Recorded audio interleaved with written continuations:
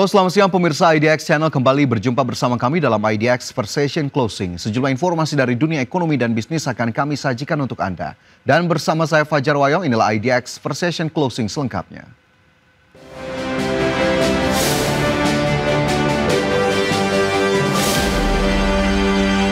Kita awali dengan informasi pertama, pemirsa. Presiden Prabowo Subianto mengaku kesal dengan aksi Badan Usaha Milik Negara atau BUMN yang masih membagi bonus tahunan meski badan usaha mengalami kerugian.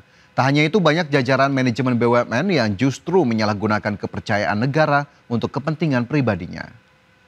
Prabowo menegaskan aksi-aksi tersebut sudah tidak bisa dibenarkan dan akan meminta KPK serta Kejaksaan Agung untuk memburu pejabat BUMN tersebut lewat jalur hukum.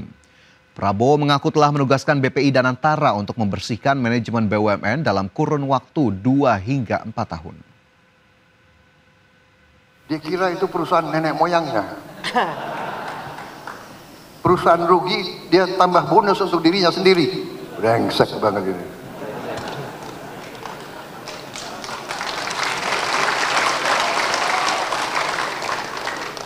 Saya mau kirim kejaksaan sama KPK ngejar-ngejar itu. Bagaimana? Perlu dikejar atau tidak?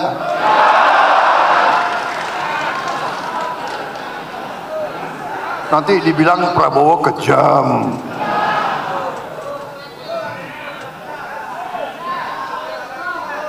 Saudara-saudara, kita kasih kesempatan mereka bersihkan itu BUMN. Saya berharap dalam 2-3 tahun. Pemirsa, pelaku usaha di industri hasil tembakau menyambut baik langkah Kementerian Keuangan yang tidak menaikkan cukai hasil tembakau pada tahun 2026. Bahkan pelaku usaha meminta pemerintah untuk melakukan moratorium kebijakan ini selama 3 tahun ke depan guna memulihkan kinerja industri. Pelaku usaha dan asosiasi di sektor industri hasil tembakau tanah air menyambut baik langkah Menteri Keuangan Prubaya Yudi Sadewa yang tidak menaikkan tarif cukai rokok hingga tahun depan. Bahkan pelaku usaha berharap adanya moratorium kenaikan tarif cukai rokok diberlakukan selama 3 tahun. Para pelaku usaha industri hasil tembakau mengaku permintaan moratorium atau penangguhan kenaikan tarif cukai rokok selama 3 tahun untuk memberi ruang bernafas bagi industri hasil tembakau yang semakin tertekan setiap tahun. Penangguhan kenaikan cukai juga diakui akan membuat industri rokok mampu berdaya saing. Ya otomatis kalau misalnya cukainya naik terus, kita selalu kalah sama si ilegal. Dengan tidak naik, maka ya tidak bisa menyanyi ilegal, karena ilegal sama sekali nggak bayar. Nggak bayar cukai, nggak bayar pajak PPN, nggak bayar pajak daerah. Ya kita sedikit banyak bisa bernapas, sedikit aja bisa bernapas. Kayak kita bisa memulihkan sedikit. Kami dari ekosistem pertambakan itu mengharapkan agar tarif cukai dan haji ini selama 3 tahun berturut-turut tidak dinaikkan untuk memberikan kesempatan kepada industri IHT ini untuk melakukan recovery nih.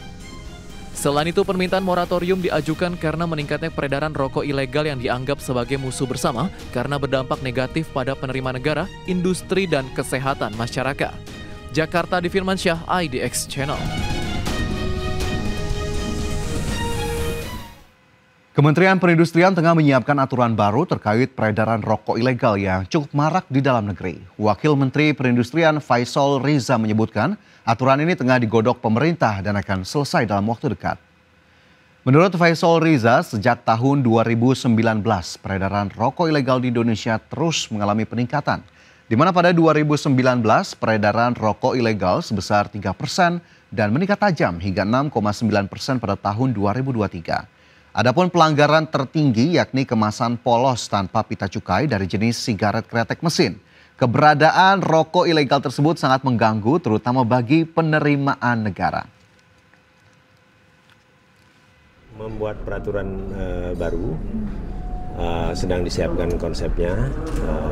Nanti kalau sudah siap nanti akan disampaikan ke teman-teman. Yang penting pengendalian terhadap rokok ilegal bisa dilakukan. Kira-kira kapan Pak dilaunchingnya? Kan biasanya untuk cukai kan diumumkan resminya di November ya Pak. Ini untuk ini kan nggak ada hubungannya sama cukai. Iya, tapi maksudnya apakah diumumkan dalam sebelum itu atau? Mudah-mudahan ini Selanjutnya pemirsa, Direktur Utama PT Aneka Tambang Tbk Ahmad Ardianto memberikan penjelasan terkait kelangkaan emas antam yang sempat terjadi di pasaran. Ardianto menegaskan persoalan tersebut karena ada keterbatasan modal kerja perusahaan. Kelangkaan emas semakin diperparah oleh terhambatnya proses pengadaan bahan baku. Direktur Utama PT Aneka Tambang Tbk atau Antam, Ahmad Ardianto memberikan penjelasan terkait kelangkaan emas antam yang sempat terjadi di pasaran. Ardianto menegaskan persoalan tersebut karena ada keterbatasan modal kerja perusahaan. Menurutnya emas merupakan komoditas dengan harga tinggi dan fluktuatif. Jika Antam membeli dan menyimpan stok dalam jumlah besar, tidak menguntungkan karena perusahaan tidak bisa memprediksi pergerakan harga. Kesulitan Antam itu dalam hal jual beli emas, Pak, itu sebenarnya adalah modal kerja. Antam itu kan dulu nggak punya modal, Pak. Sehingga yang menjualkan emas ke lapangan, Bapak, itu adalah orang-orang yang punya uang. Jadi perusahaan-perusahaan mitra kita namanya wholesaler, Pak. Nah, salah satunya, tapi mungkin angle-nya agak berbeda, Pak. Wholesaler itulah yang membantu Antam menjualkan kepada toko emas. Ahmad menambahkan kelangkaan emas semakin diperparah oleh terhambatnya proses pengadaan bahan baku. Dalam beberapa bulan terakhir, Antam kesulitan melakukan impor emas, sementara pasokan dari tambang lokal tidak tersedia karena tidak ada kewajiban bagi perusahaan tambang untuk menjual emasnya ke Antam. Tim Liputan IDX Channel. Komisi 6 DPR RI meminta Kementerian Perdagangan dan Kementerian Perindustrian menunda sementara ekspor emas Indonesia. Pasalnya lonjakan permintaan membuat emas Antam mengalami kelangkaan di pasar. Antam juga diminta untuk menghentikan sementara impor emas dari Singapura dan Australia. Langkah ini dinilai berkontribusi maksimal terhadap perekonomian nasional. Wakil Ketua Komisi 6, Andre Rosiade menyatakan, selain itu Komisi 6 DPR RI juga meminta kepada pemerintah untuk mempercepat proses perizinan dan persetujuan RKAB PT Aneka Tambang Tbk dan PT Vale Indonesia Tbk agar operasional dan kondisi keuangan perusahaan tetap terjaga sekaligus mampu mendukung pelaksanaan program kerja strategis baik jangka pendek maupun jangka panjang. Komisi 6 DPR RI meminta kementerian terkait perdagangan dan perindustrian untuk menunda ekspor khususnya emas sampai kebutuhan dalam negeri terpenuhi. Ini Komisi 6 DPR RI mendukung PT Antam Tbk untuk melakukan percepatan proses perizinan dan persetujuan RKAB agar operasional. Dan pemirsa, informasi seputar emiten akan kami hadirkan untuk Anda usai jeda. Pastikan Anda masih bersama kami.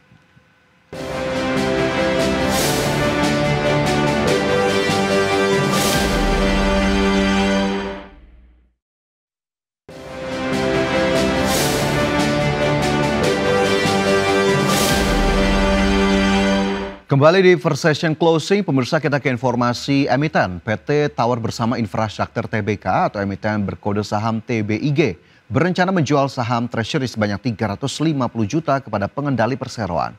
Penjualan saham treasury akan dilaksanakan bertahap mulai Oktober hingga Desember 2025. PT Tower Bersama Infrastruktur Tbk atau TBIG akan menjual saham hasil pembelian kembali atau treasury shares sebanyak 350.330.400 lembar saham. Seluruh saham ini akan dialihkan kepada pengendali perseroan yaitu Bersama Digital Infrastructure Asia Pte Ltd. Berdasarkan keterbukaan informasi Bursa Efek Indonesia, pengalihan saham dilakukan setelah TBIG menyelesaikan 2 periode program buyback dalam 2 tahun terakhir.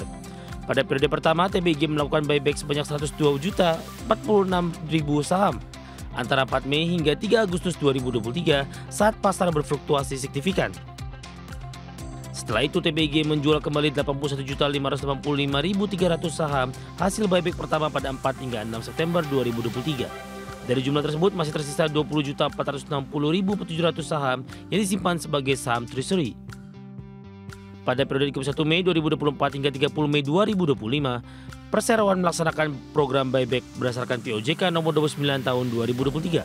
Dalam program ini, TBIG membeli kembali sebanyak 329.869.700 saham, sehingga total saham treasury yang dimiliki Perseroan saat ini mencapai 350.330.400 lembar. Seluruh saham treasury tersebut rencananya akan dialihkan kepada Bersama Digital Infrastructure Asia Pte Ltd selaku pengendali Perseroan. Penjualan akan dilaksanakan dalam satu tahap atau beberapa tahap mulai 6 Oktober 2025 dan paling lambat 31 Desember 2025 dengan harga mengacu pada ketentuan POJK nomor 29 tahun 2023. Tim Liputan ADS Channel.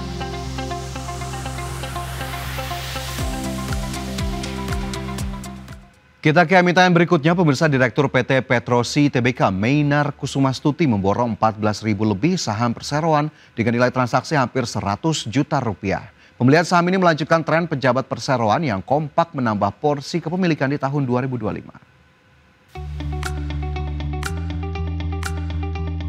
Direktur PT Petrosi Tbk emiten berkode saham PTRO Meinar Kusumastuti tercatat membeli sebanyak 14.800 lembar saham perseroan dalam satu kali transaksi. Nilai transaksi yang terjadi pada 26 September 2025 itu mencapai 99,16 juta rupiah dengan harga per saham Rp6.700. Setelah transaksi tersebut, Meinar kini menguasai 14.800 saham atau setara 0,0001% hak suara di PTRO. Sebelumnya, Direktur Legal dan Komunikasi yang menjabat sejak April 2020 itu tidak memiliki saham di perseroan. Tak hanya Meinar, Komisaris Petrosi Erwin Ciputra dan Direktur Kartika Hendrawan juga melakukan aksi beli saham PTRO pada 23 September 2025. Pihak perseroan menegaskan bahwa tujuan dari transaksi tersebut adalah untuk kepentingan investasi. Erwin Ciputra tercatat membeli 1 juta lembar saham dengan harga Rp5.425 per lembar atau setara Rp5,42 miliar. Setelah transaksi itu, porsi saham Erwin naik menjadi 10,05 juta lembar atau 0,0997% dari sebelumnya 9,05 juta lembar. Senada dengan Erwin, Direktur Kartika Hendrawan membeli 200.000 saham PTRO dengan harga Rp5.675 per lembar atau senilai Rp1,13 miliar. Saat ini saham PTRO di bursa terpantau melemah 1,46% ke level Rp6.750 per lembar, namun masih mencatatkan penguatan hampir 146% sepanjang tahun 2025. Tim Liputan ADS Channel. PT Medco Energi Internasional Tbk resmi membatalkan program buyback saham yang sebelumnya disetujui dalam RUU PST 3 Juni 2025. Sebagai gantinya, perseroan akan melanjutkan program pembelian kembali saham tahap 2 sesuai dengan keterbukaan informasi yang diumumkan pada 4 September 2025. PT Medco Energi Internasional Tbk resmi membatalkan program buyback saham yang sebelumnya disetujui dalam RUU PST dan menggantinya dengan pelaksanaan program pembelian kembali saham tahap 2. Perseroan mengalokasikan dana hingga Rp815 miliar untuk aksi ini yang akan berlangsung selama 3 bulan. Dalam buyback tahap 2, Medco berencana membeli kembali sebanyak 407 juta saham atau 1,62% dari modal ditempatkan dan disetor penuh perseroan. Jumlah ini tetap jauh di bawah batas maksimal 20% saham yang diizinkan regulasi, termasuk saham treasury yang dimiliki saat ini. Manajemen memastikan pendanaan berasal sepenuhnya dari kas internal sehingga tidak mengganggu operasional perusahaan. Di mana alokasi dana Rp815 miliar tersebut mencakup seluruh kebutuhan mulai dari biaya transaksi, pedagang perantara hingga biaya lain-lain yang diperkirakan sekitar Rp920 juta. Buyback tahap 2 ditetapkan berlangsung sejak 8 September hingga 8 Desember 2025. Langkah ini diharapkan mampu meningkatkan nilai pemegang saham serta memperkuat struktur modal Medco. Adapun pasar merespons positif pengumuman ini dengan saham Medco ditutup menguat 2,59% ke level Rp1.385 pada 29 September 2025. Sepanjang sepekan, saham Medco tercatat naik 5,32% dan dalam sebulan melonjak hampir 19%. Pergerakan harga saham tersebut menunjukkan optimisme investor terhadap strategi korporasi yang ditempuh perseroan. Berbagai sumber IDX Channel. PT Dana Brataluhur Tbk lewat anak usahanya resmi mendapat konsesi pengelolaan Pelabuhan Banjarmasin selama 27 tahun. Pelabuhan ini ditargetkan mulai beroperasi pada kuartal 4 tahun 2025. PT Dana Brataluhur Tbk atau emiten berkode saham TB melalui anak usahanya PT Pelabuhan Talenta Bumi atau PTB berhasil memperoleh konsesi pengelolaan Pelabuhan Banjarmasin. Pelabuhan ini dijadwalkan mulai beroperasi pada kuartal 4 tahun 2025. Hak pengelolaan yang diperoleh PTB berlaku selama 27 tahun sejak penandatanganan perjanjian konsesi.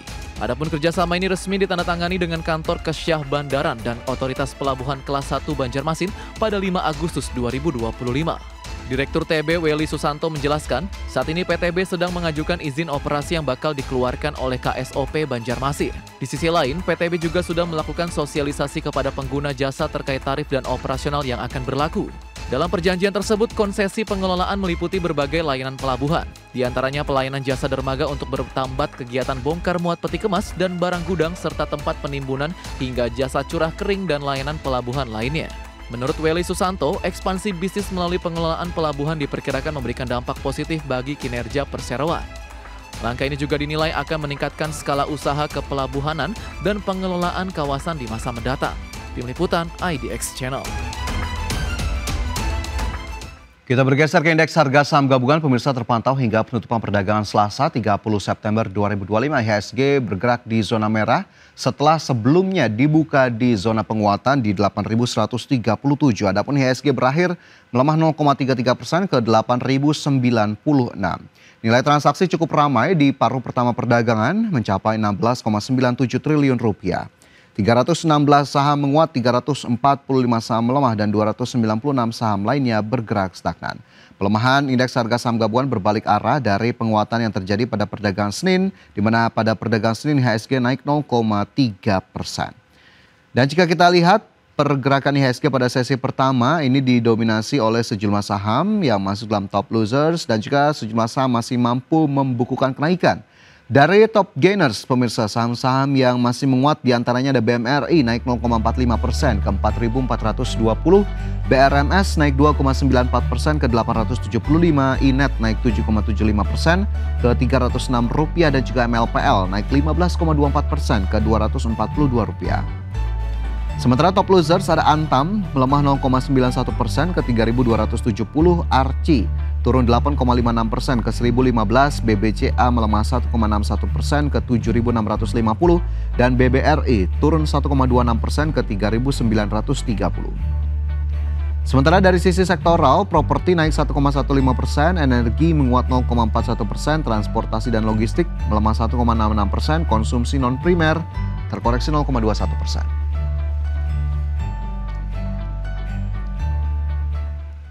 Sejumlah informasi lainnya akan kami hadirkan untuk Anda, tetaplah bersama kami.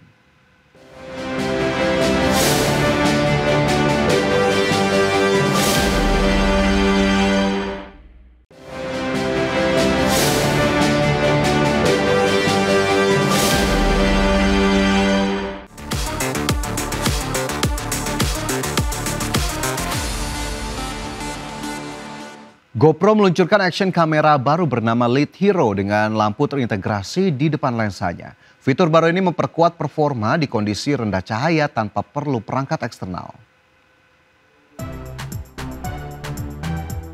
Perusahaan GoPro resmi memperkenalkan GoPro Lead Hero sebagai kamera aksi terbaru yang dilengkapi lampu LED di depan lensanya. Fitur ini dihadirkan untuk membantu pengambilan gambar dalam kondisi gelap atau rendah cahaya tanpa memerlukan alat penerangan tambahan.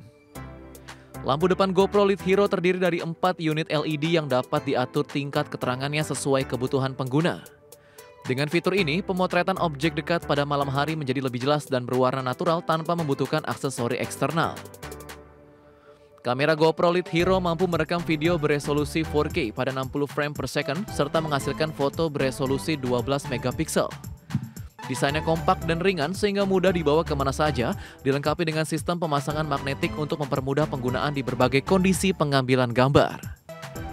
Baterai GoPro Lead Hero diklaim mampu merekam hingga 100 menit pada mode 4K 60 frame per second dengan lampu LED dimatikan. Namun apabila lampu LED digunakan secara terus-menerus, daya baterai akan lebih cepat berkurang sehingga pengguna disarankan mengelola penggunaan lampu secara bijak. GoPro Lead Hero sudah dibuka untuk prapesan di pasar internasional dengan harga $269 Amerika Serikat atau setara dengan sekitar 4,4 juta rupiah. Kehadiran lampu LED terintegrasi diharapkan menjadi nilai jual unggulan untuk para pengguna yang sering berkarya pada kondisi malam atau lokasi dengan penerangan minimal. Berbagai sumber IDX Channel. Qualcomm resmi meluncurkan Snapdragon 8 Elite Gen 5 sebagai chip flagship baru untuk Android. Software dan hardware disesuaikan untuk memantapkan pengalaman AI on device dan performa tinggi untuk perangkat premium. Qualcomm resmi meluncurkan Snapdragon 8 Elite Gen 5 sebagai chip flagship baru untuk Android. Snapdragon 8 Elite Gen 5 ditenagai CPU Oryon generasi ketiga dengan 2 inti Prime hingga 4,6 GHz dan 6 inti Performa hingga 3,62 GHz. Qualcomm mengklaim efisiensi daya CPU meningkat sekitar 35% dibandingkan generasi sebelumnya. Di sisi GPU, chip ini menggunakan Adreno GPU baru dengan arsitektur slice yang meningkatkan performa gaming hingga 23% serta menurunkan konsumsi daya unsembling 20%. GPU ini juga mendukung fitur-fitur seperti ray tracing, Nanite, Lumen sebagai optimasi untuk rendering yang lebih halus. NPU Hexagon baru pada Snapdragon 8 Elite Gen 5 menawarkan kinerja AI yang 37% lebih cepat dengan efisiensi daya yang diperbaiki. Qualcomm menyertakan fitur Agentic AI yang memungkinkan pengalaman pengguna yang lebih personal, pembelajaran model secara lokal. Di bidang konektivitas, chip ini dilengkapi modem X85 5GB yang memberikan kecepatan unduh hingga 12,5 GB per second dan unggah 3,7 GB per second. Selain itu terdapat Fast Connect 7900 yang mendukung Wi-Fi 7, Bluetooth 6.0, USB untuk koneksi yang lebih stabil dan latensi rendah para pemain online. Untuk kamera ISP, chip ini mendukung spek tinggi seperti 320 megapiksel sensor, pengambilan video 8K 60 fps dan 4K 120 frame per second. Ditambah dukungan Advanced Professional Video Codec untuk rekaman video near lossless. Berbagai sumber IDX Channel. Logitech meluncurkan keyboard nirkabel terbaru yang menggunakan sumber daya dari cahaya matahari atau cahaya buatan. Produk ini diklaim mampu digunakan selama 4 bulan meski tanpa paparan cahaya sama sekali.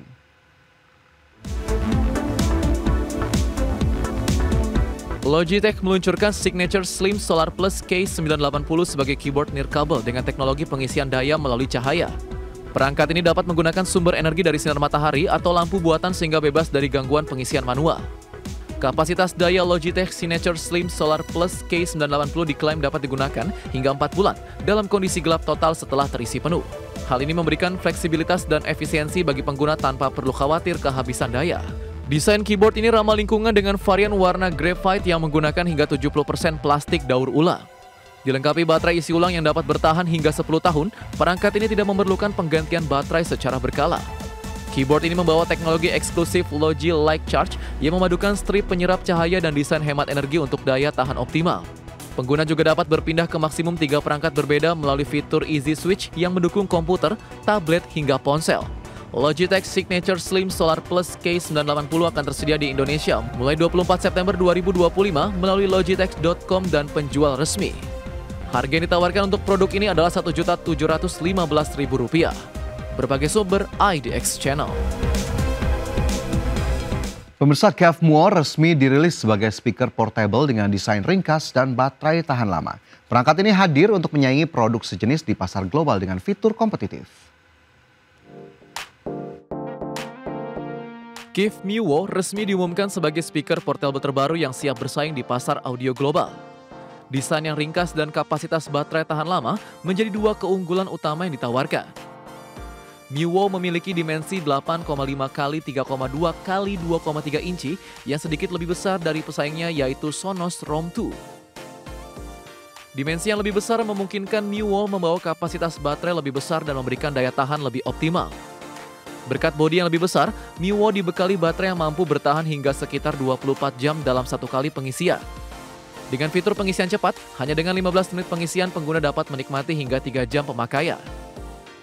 Untuk kualitas suara, Muor dibekali tweeter berukuran 20 mm dan woofer berukuran 58 x 117 mm. Keduanya diperkuat dengan amplifier 10 watt dan 30 watt yang mampu menghasilkan suara bertenaga di rentang frekuensi 43 Hz hingga 20 kHz. Kev Muor hadir dengan bodi tahan debu dan air berpredikat IP67 serta dapat terhubung lewat Bluetooth atau perangkat PC dan smartphone. Speaker ini tersedia dalam 7 pilihan warna dengan harga resmi $249 Amerika Serikat atau setara sekitar 4,1 juta rupiah. Berbagai sumber IDX Channel. Dan pemirsa, sudah 30 menit kami menemani Anda dalam IDX First Session Closing. Perbaharui terus informasi Anda hanya di IDX Channel, your trustworthy and comprehensive investment reference. Dan jangan lupa saksikan IDX Second Session Closing yang tayang pada pukul 15.30 waktu Indonesia Barat. Dan karena urusan masa depan harus terdepan, aku investor saham. Saya Fajar Royong pamit undur diri. Terima kasih. Sampai jumpa.